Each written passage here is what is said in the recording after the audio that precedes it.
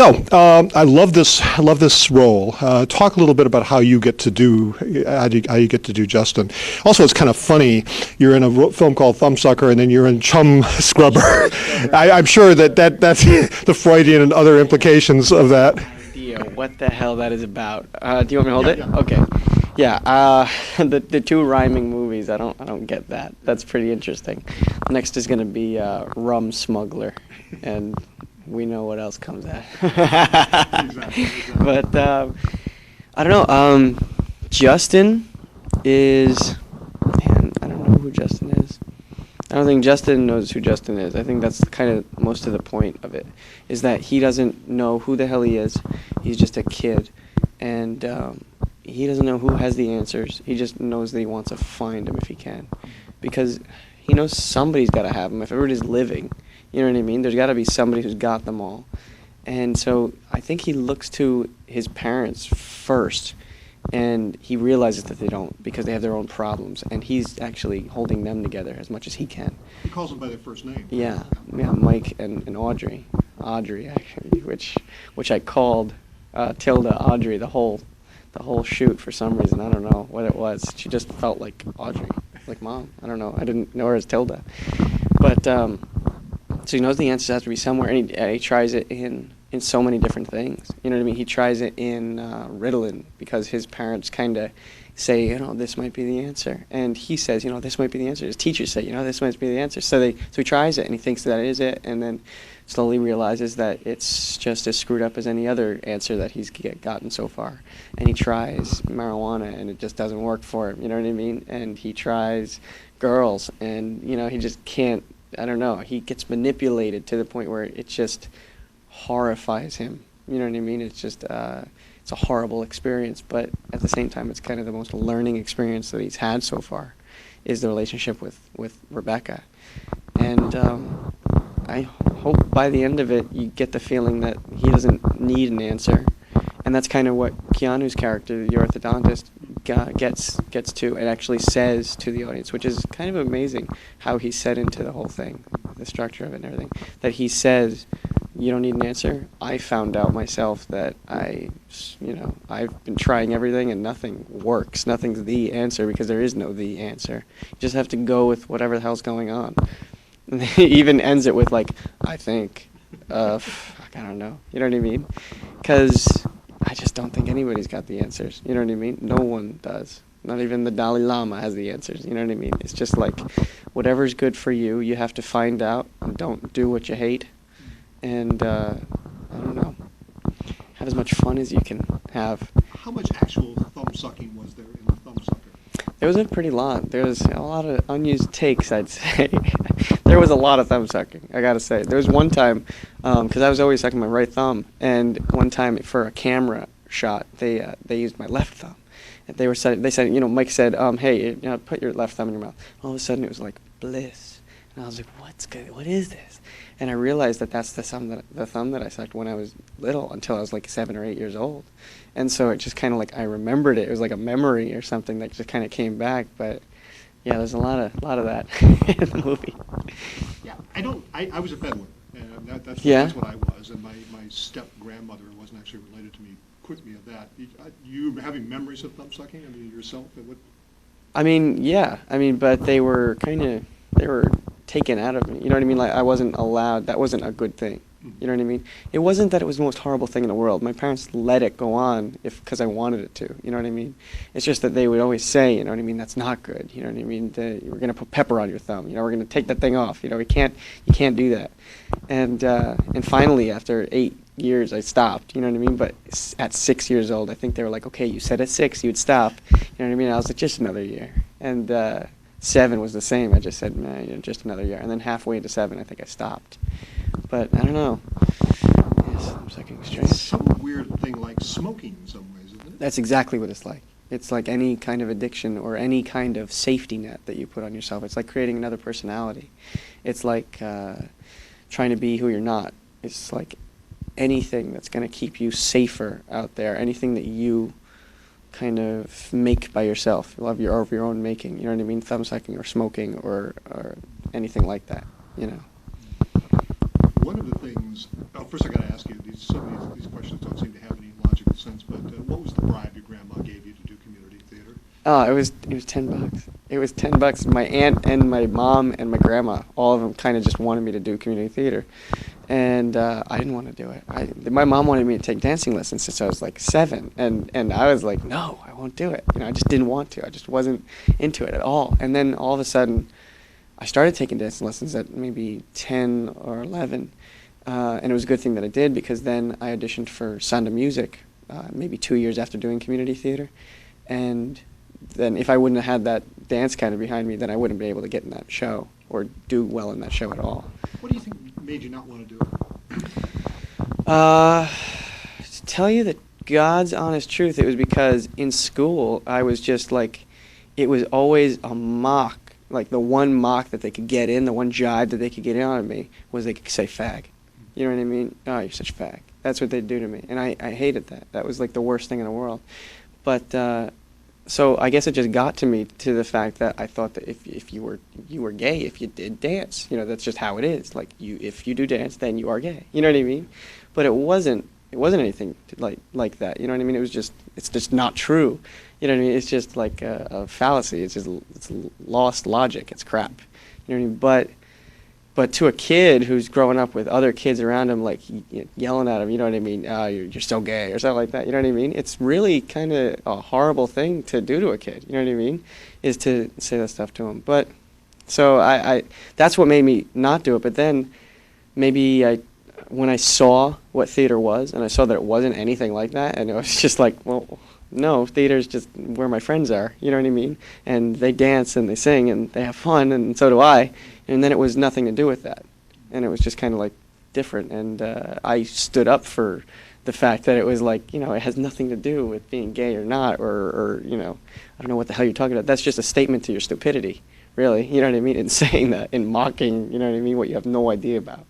Did you ever try to go out for sports or anything to get a competing image or anything like that? I think once I tried to do basketball, but I just wasn't there. That wasn't me at all. It wasn't. I just couldn't do it. I don't even think I tried it. I think I said I was going to try it out, and then I did. You know what I mean? But I just wasn't into sports. I really didn't have any care for it at all. No care for really anything like that. I don't know why. I wanted to be like if I could have been on a baseball team, I would have been, but I wasn't good at it. So that was an extra added gift on top of it, was that I didn't like it and I wasn't good at it. Do you think, did you always wear your hair long as a kid? I don't know. No, I didn't. I think that's kind of relatively new, sort of. Maybe when I was about 15, I think I started growing it out. And I started growing it longer and longer. And I just like it that way. It's better. I think it's more fun. I think I had a spike haircut from when I was like 2nd grade to 8th or something. Just a spike. What's the toughest scene in Thumbsucker for you? The toughest scene. You go through several. The hardest one. The hardest one to do. Yeah. Man, that's a hard question, because the easiest one to do was the breakup scene with Rebecca and Justin, because I was so there, because it was so easy to get into that part, because I just knew that. I just knew that kind of like heartbreak feeling, you know what I mean? And I just got there so easily with Kelly, because she's just a good-looking girl, you know what I mean? She's hot. So I was like, all right, this is going to be easy. And it was. And her breaking up with you is pretty bad, you know what I mean? And so it was like really sad, and I couldn't help but be the most sad person in the world right then. So that was the easiest. The hardest thing to do, maybe where like it just wasn't me usually, was God, I have to think about it. Maybe one of the harder scenes was when I was talking to Vincent in the garage, and I was smoking pot at that time, and I think it was just hard to play smoking pot because I hadn't ever before that. And so it was just like, it was very self-conscious, because I didn't know if I was doing a good job. I didn't know if that's how I look. I didn't, like, you know what I mean? So I was always kind of like self-conscious about like, oh man, am I looking like I'm high? I hope I'm looking like I'm high. and still get like this really emotional scene out while having this like thing behind you. What did you imagine being high to be like? Mike, in order to get me into it, he put weights on my legs in rehearsal, just like once. It was just really funny. He put weights on my legs, and he said, walk around. He said, that's what it's like to be high. And it was really funny because I just walked around with this, and it made your whole body kind of go slower. You know what I mean? And then all of a sudden, you're just like, that's what high is. You know what I mean? You're just kind of like, whoa. You're just kind of like enamored in everything, sort of. You know what I mean? And that just got me into it, I guess. You know what I mean? In the Ritalin period, where you become this kind of bratty young Republican. That was fun. That was so not me at all. It was so interesting. But at the same time, I can be very hyper sometimes. You know what I mean? I can really be just like, for some reason, just have a hyper streak. You know what I mean? And that's really who that kid was just me on a hyper streak. You know what I mean? And that's logically what it was, too, because of the Ritalin, because it just made him speedy. You know, it just made him speed up. And so that was, I don't know, that was just fun to do, the Ritalin part. But it wasn't as hard, I don't think. It was kind of just a more aggressive Justin, a more aggressive and uncompassionate Justin, you know? Mike Mills talks about how he had to adapt certain parts of the book, and that the character Vince Vaughn plays, the debate teacher, is really kind of, he says, oozing out of the closet in some respects, but it's not really in the film script. Did you have a sense as Justin that in any way the Vince Vaughn character was gay? Because you say some things to him in the script, and there's some tension there about how he wants to be too much one of the gang, and it's not like there's no direct sexual subtext, but was there any sense that if you were in the same room together, that would be bad, or is it just part of the thing that Justin wants to be with the girls? I guess you could get that. You could get that out of the character. Yeah. I mean, you could easily get that out of the character, I think. Yeah. You know what I mean? I don't think that it's a far-fetched idea at all. But I didn't put that into Justin. I didn't have that fear in Justin because I didn't think that he would kind of be wary of that, not coming from any kind of, knowing any people who are gay. You know what I mean? I don't think he knew anybody like that, and I don't think that that he would be wary enough. You know what I mean? So I don't think he was really, afraid or even thinking of that at all. You know what I mean? In any way. So I didn't put it in Justin, but I think looking at the character, you can definitely see that maybe Mr. Geary has something like that. I don't know though, because I mean, just being that teacher, just being Mr. Geary, he's kind of just like, I don't know, he's just like a funny guy, you know what I mean? I don't know about my teachers in school, some of them might have been gay, I really don't know, you don't kind of delve into their life, exactly, but they're still teaching you, and so I don't really know, you know what I mean? I don't think it would be a far-fetched idea though, to think that he was. You said, somewhere in the publicity thing, you said you were intimidated by the prospect of Vincent D'Onofrio. Could you talk about that? Oh, yeah. Well, what do you mean, the prospect? Yeah, backing against him. Man, well, because Vincent is like the most powerful human being on the face of the earth. He's kind of just, if he wanted to, he could kind of just manipulate you to kind of do what he wants, except he doesn't, he gives you the power to do it on your own, and he kind of just, he helps you out, you know what I mean? Or he helped me out, at least, a lot, in that he did more acting when he was off screen than when he was on, for me. And he made me just react in whatever way he wanted me to react that he thought would be better for the movie. You know what I mean? He just had I think he has a great view of the overall story, even during making the film. And I think the only time he ever maybe comes out of character is to look at that overall view and make sure that he's still on his own path. You know what I mean? That he's still doing the overall view the right way. So he's kind of his own director somewhat, even though he really, he really has to have faith in the director and really trust the director. He's kind of his own, he has trust in himself a little bit more, and he's got a little bit more confidence behind him, maybe just because he's done it for so long. Because really one of the parts of the film is Justin really has to stand up to that father. Yeah. Well, I mean, yeah, and that was pretty interesting because he's a big guy. He's like 6'5", pretty big guy, and he can intimidate the crap out of you pretty good. But I mean, I don't know. When he's your father, you know what I mean? You don't see him as if he was just a guy off the street, like that's a big guy. You know what I mean? You see him as like, oh, that's Dad. You know what I mean? Oh, Dad's being a douche again. Talk about Keanu Reeves. That's an interesting relationship. Keanu is a great guy. He's just a cool guy. I didn't really get to know him though on Thumbsucker. He was only there for maybe 2 weeks, and it was 2 weeks that I was working. And he's just a really cool guy. I remember, I gotta tell you a funny story actually. I did the worst thing to him. I'm such an ass. I just wanted to play a little. I thought it would be funny, you know. I thought he'd take it as a joke if I put an action figure of Neo on his doorstep, and I didn't tell him who it was from. And then the next day, I found out from the producer that that he was kind of like freaking out, that he was like, you know, that he's been stepping over it the whole time. He hasn't touched it at all. You know what I mean? That he's like freaked out that somebody knows who he is and knows where he lives. And I was like, oh shit. Oh fuck. I don't know I just messed everything up. You know what I mean? And so I called him on the phone and I was like, hi, this is Lou. You don't know me. He was like, hi Lou, hey, I hope I get to see you soon. I was like, I put the action figure on your doorstep. And he was like, oh man. He was like, oh, I've been standing there with a shotgun for 2 days now. I was like, oh no, I'm sorry. So I kind of weirded out that relationship to begin with. You know what I mean? I kind of freaked that one out. I thought he would take it as a joke. He took it as a little scary.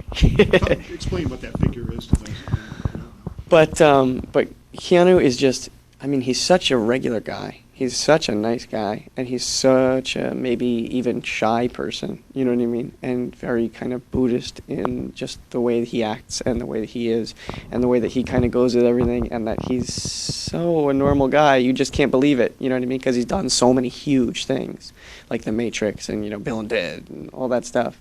Just kind of like meeting him is strange almost, because I mean, sometimes you get the sense that he's like an overactor or something like that, that he's just like always like, you know, you know what I mean? Just like all these strange things, but really that's him, you know what I mean? That's who he is.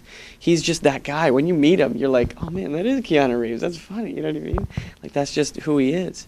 You know, so it's not like it's not his acting is bad, it's just that he is an unusual person.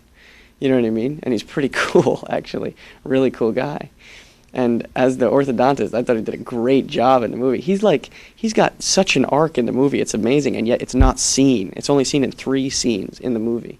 You know what I mean? He arcs just as much as Justin does, but you don't see the arc. You only see Justin's arc, and you understand what Perry's is because of Justin's arc. You know what I mean? But they're both going through the same thing at the same time, sort of, and they both realize it at the same time. It's like a little weird parallel of the whole thing. What's it like being strapped on that chair? Because I know it takes a lot longer than it plays out on the scene. Yeah, it's pretty funny. The chair. Yeah. Well, some of the funniest things was when Keanu would be like, let's see those teeth or something, you know what I mean? And then press the button and I go, because it took so freaking long. It made no sense. It was ridiculous. So, like, I think we cut most of that. But it was really funny. I think we kept a little bit of it in the movie because it's just so weird that the chair is so strange. But, I mean, I don't know. The dentist office was a little weird. The first time I saw you was when you were in Rebecca Miller's Personal Velocity. Yeah. You played the Hitchhiker Kid. Talk about how you get that part, and I want to talk a little bit about that because it's the first piece of real serious film acting that we who don't know you from Broadway see you in. Talk a little bit about that whole experience. That was the first time I learned to act on camera. It was the first time completely. I just didn't know how. I didn't get it before that. I didn't even want to audition for the part. I was like, no, there's no way I'm getting this part. I was like, I just came from Sound of Music, like singing and dancing, you know what I mean, to this tortured kid in the movie who's got like bruises and cuts all over him, and it just made no sense to me. I was like, they're never going to pick me for this. I look like the, whitest, regular, handsome, whatever kid, you know what I mean? Why would they pick me for this? And I went in there, and I think because I was so nervous, I just, for some reason, for the first time, I was kind of truthful on camera, and I don't know why. I really don't, there's no how in doing it, but I just became the part, sort of, for some reason. I just went in there, and on camera, I got so scared, and that's exactly what that character was just so scared.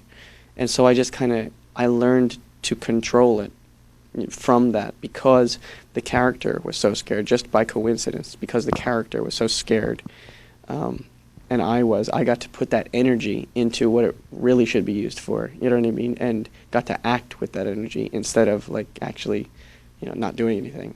What do you imagine happens to that character before she meets him? I don't know.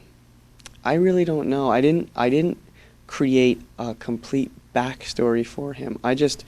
There was some dialogue that was taken out, very, very little, that I said like a couple other things, like, I can't remember what it was. I think it was like something, she asks him like who'd you run away from? And he says, my uncle, or something like that. And so it became where maybe this guy that he called his uncle, maybe like his step uncle or something like that. So I always figured it was kind of the fact that he wasn't really part of a family, and that because he wasn't really part of a family, he was treated as like second best and second rate and expendable and just stupid, and and he was always told that.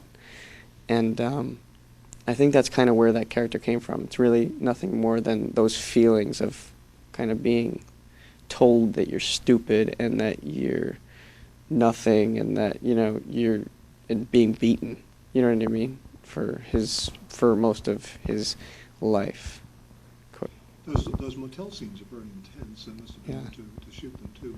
She finally realizes what's happened. Yeah. Yeah, I think Rebecca was like crying on the set, sort of like when she was like looking at the camera. I don't know. It was pretty intense stuff, but I came off of it and I was like, you couldn't help but be depressed up there in the Catskills. It was ridiculous. It was like foggy and rainy and gray and cold and wet, and you're just dead the whole time. You're just like, man, this is the place where I would kill myself. You know what I mean?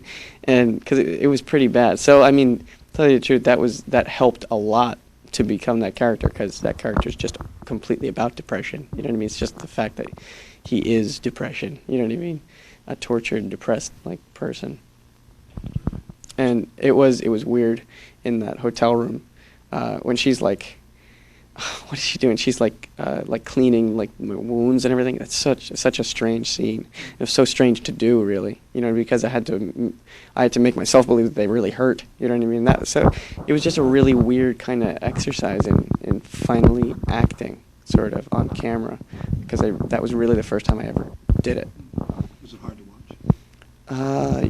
Way hard to watch. I feel like I'm just horrible. I feel like I'm really not very good as an actor. You know what I mean? I just feel like, man, that kid sucks. I don't know why, but it's just I didn't really like it that much. Like my part, I kind of went, I don't know. I think it's just from watching myself, because it's such a strange character. Because I know so much that I'm not like that. You know what I mean? So maybe it's just my point of view. The Sound of Music, what's that like to do? I mean, that's where the biggest side of your personality is going to come out. Yeah, Sound of Music. I don't know. I did like 300 and something shows of the same show. You know what I mean? A year and a half of The Sound of Music will get you a little crazy. And so I played Friedrich. I played Friedrich, the oldest boy, and for the first 6 months, I was the understudy between the two boys. I was Kurt and Friedrich, and I had to know both of their choreography, like kind of backwards and forwards, because I could go on for either one of them at any time. I think 3 or 4 times I went on in the middle of a show, like at intermission. I went on to replace the kid who was puking or something like that. So that was pretty interesting. And I think I went on for Court, the younger boy, maybe like 27 times or something like that during the understudy. And then I became the Friedrich, the oldest boy, for a year. But I mean, it was a really learning experience. It was beyond a learning experience, because I was 12 and 13. You know what I mean? It was just huge to me, and I sucked it all in, and I kind of consumed all the anything that I could out of it. You know what I mean? I learned from one of the people who worked there. I learned how to edit, and from one of them I learned how to do like magic and stuff like that. Talk about the magic. I loved to do magic at one time. Now, for some reason, it hasn't been a focus anymore at all. I don't know why. It's just something that I broke away from, maybe because I did it too much, or maybe because it just got lost in the sauce and I can only focus on one thing, But magic is, I got pretty good at it after a while. Like, I was pretty good. I maybe did it for 2 years, like learning everything, and then for the rest, I I don't think I learned anything new. It was all just practice of the exact same thing, and I kept getting better and better and better at the exact same tricks. I don't know what you'd call them. They're just like things that David Blaine would do, like on the Street Magician. That's the exact kind of stuff. I did all those tricks, you know. So it was pretty cool to see like a 12-year-old doing those tricks and stuff. But I don't know. I haven't been doing it lately, sadly. You know, I just kind of, the next step in being a magician, I think, was to create your own tricks and to tell your own story, you know, and to tell your own, yeah, kind of just make up your own character for who the magician is and for how to tell the stories and what comedy to put in it and what drama to put in it and all that. And I wasn't up to it at the time. And I think I lost that before I had I felt the necessity to make it like better. I just liked showing the tricks, you know what I mean? And so it kind of left before it could, you know, become better. You know? Chum Scrubber comes after Thumbsucker? Yes. Talk a little bit about that. Chum Scrubber is going to come out before Thumbsucker, though. It's coming out August 26th or something. And Thumbsucker comes out in September.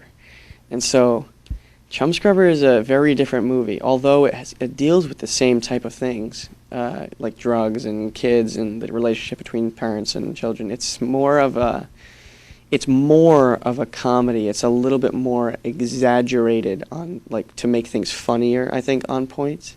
But it tells the same kind of messages throughout the whole thing, that we're over medicating and kids are.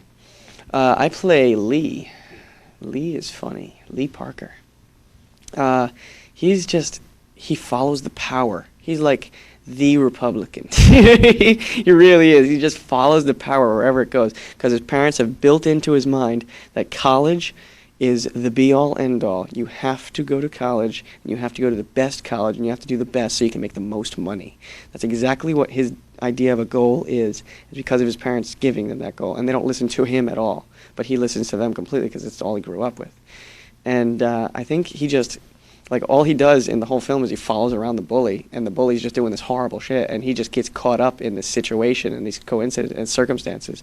And he gets into a lot of trouble, and he has to get his own way out of it. And his idea in the end is is something messed up, you know. He kind of breaks a little bit, you know what I mean? He kind of goes a little mentally like, you know, he doesn't know what he's doing, and I don't know. You got to see it. But it's pretty cool. He kind of gets very strange. I think you said 2 minutes for 1 minute. What's your own education? Has it been interrupted temporarily, permanently, or what? What's happened? My education was, I went to Christian Brothers Academy, which was all-boys school in Lincroft, New Jersey. And I went to all 4 years of it, and I liked it a lot. I mean, I learned so much. It was ridiculous. I thought that was the best school.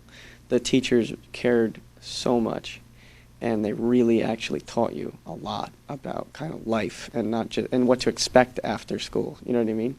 And the fact that you're on a path right now, but college is no longer a path or a track. You get to delve wherever you want to go. It's not a track anymore. If you treat it as a track, you're not going to learn shit, you know? And so actually one of the best pieces of advice that I took by accident was to take a year off of school. Now I took 2 years off of school, so that's a little off. I really want to go back. I want to go to college, like, really bad, and kind of learn more about, I'd probably study literature, history, and like philosophy and comparative religions and stuff like that. Like, that's kind of my interest. But you want to pursue acting? I do. I want to pursue acting. It's just that I don't want to go to film school or school for acting. You know what I mean? Ever. I think if I ever did that, that would probably be the downfall. What are you most proud of in the screen so far? What you've done? Thumbsucker. Yeah, beyond. Just because of the relationship that me and Mike Mills had, because we, I think, got along so well and understood each other so well that we became kind of one on screen. Like, he put everything into me that he needed, and I gave all that I could onto the screen, and it kind of just became his vision of what it was. Kind of perfectly, because I trusted him perfectly, you know what I mean? And because he was open to anything that I wanted to put in there. Well, give and an so, example of something you wanted to put in. I mean, well, actually, he used one of the improv lines in the audition. Like the reason I got the part was because of the improv line in the audition. I see he was like the line when I'm breaking up with, or when Rebecca breaks up with me, is that he says, that's so manipulative, and so I think I said that's that's so fucked up, and he really liked that a lot. He got like amazed kind of by that, just because I said it truthfully. It wasn't the words that came out. It's just the fact that I put it to my words and I really said it truthfully, and I really meant it. And it was really kind of sad moment. And so that got put into the movie. I say that in the movie now. There's no line that's so manipulative. So. What do you feel? I mean, actors are being called upon. I've had to review recently films where there's explicit sex in the film. I know that hasn't happened for you yet, but you are quote, semi-nude in the film, and you see it bigger than life on the screen. What does that feel like to you? Because it's very honest, it's very good, but it also is different. Yeah. It's obviously the time you're doing it, it doesn't feel like something that the time when you see it, maybe it'll feel like something. It really didn't faze me, you know what I mean? Like, if I was getting completely nude or something like that, that would be something that I would have to take into account. I would really have to think about whether I was going to do that movie, just because it's a hard thing to do, I think. I think it would just be so hard to do, to kind of put yourself out there that much, you know what I mean? I don't know if I'd be able to do it right now. Maybe I would, you know what I mean? But this didn't faze me that much, you know what I mean? Just taking your shirt off or something like that. It wasn't really anything. But then again, being projected onto the screen and everything, if you think about it, it is a little scary, because everybody is seeing you, you know what I mean? No matter what, all your flaws and all your, like, whatever, you know what I mean? So you have to be aware of that, so that so that you don't just go and go, hey, yeah, let's get nude. But I don't know. You can't be too scared of it, and there's nothing really to be scared about completely. You know what I mean? The worst that's going to happen is everybody's going to have that picture. You know what I mean? And finally, one more question. I've often felt that fag bashing, or calling kids fags, young guys in school, is really directed more at keeping young heterosexual kids in line than it is at abusing homosexual kids as such. It's about everything. How do you go through the point where you're the object of that, and then later on you're working in a profession where there are a lot of openly gay people, where you come to terms with it yourself, with whatever thing you get? What's your own emotional arc about doing that? Because that's something a lot of kids are having to do these days. Man, it's a really hard question. I wish I had more time for it.